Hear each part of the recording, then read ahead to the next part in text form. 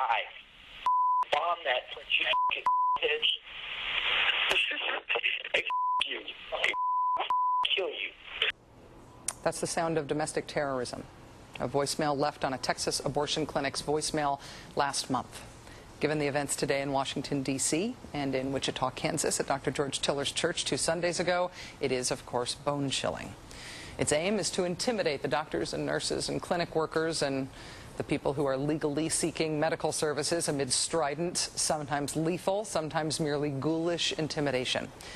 Saturday, George Tiller was laid to rest. Yesterday, the Tiller family announced that the doctor's clinic in Wichita would close forever.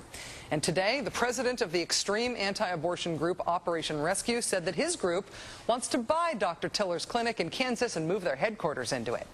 Mr. Troy Newman told the Associated Press, quote, "I would love to make an offer on that abortion clinic, and that's some of the discussion that we're having." So, the official reaction of the super right-wing fringe to the assassination in its name, of its cause, is to make George Tiller's place of business a triumphant symbol for themselves, a symbol of their victory over the murdered doctor. On Saturday, the day George Tiller was buried, a man with ties to the radical anti-abortion group, the Army of God, threatened a volunteer escort at an abortion clinic in Allentown, Pennsylvania. This according to a worker at the clinic. If you aren't already familiar with the Army of God, on their website right now there's a picture of Dr. George Tiller just moments after he was murdered under the headline, "The lives of innocent babies scheduled to be murdered by George Tiller are spared by the action of American hero Scott Roeder. George Tiller, the baby killer, reaped what he sowed and is now in eternal hell."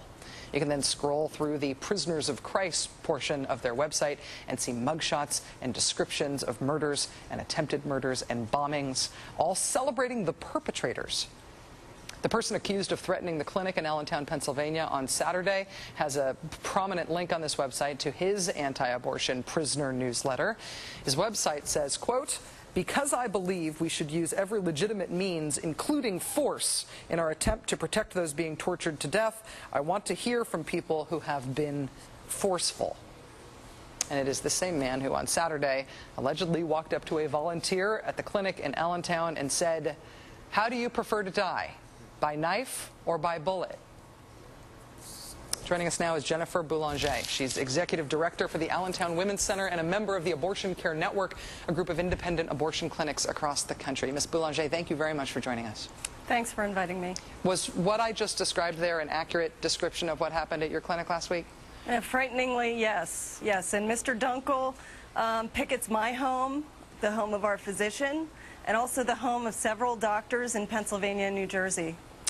Have you noticed a change recently in the amount and the character of protests and threats that you've received in Allentown?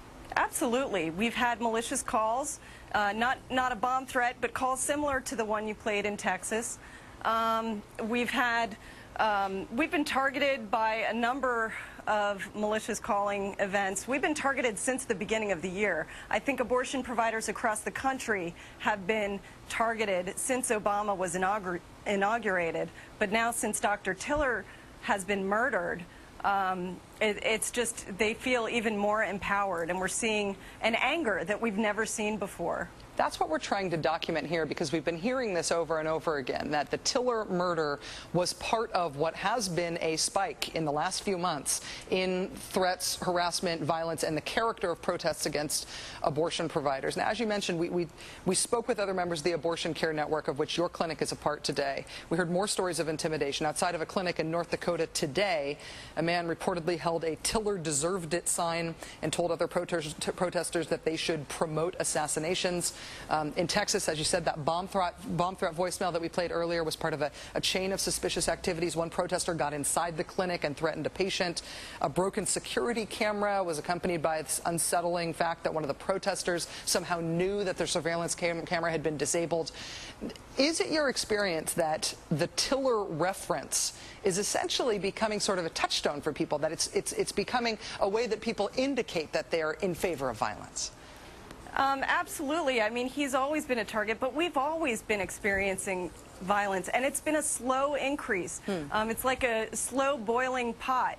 You know, you know, we've been simmering for a while, and you get desensitized. You don't realize the level of terrorism you're experiencing And it shouldn't take a doctor being murdered for law enforcement to take this seriously.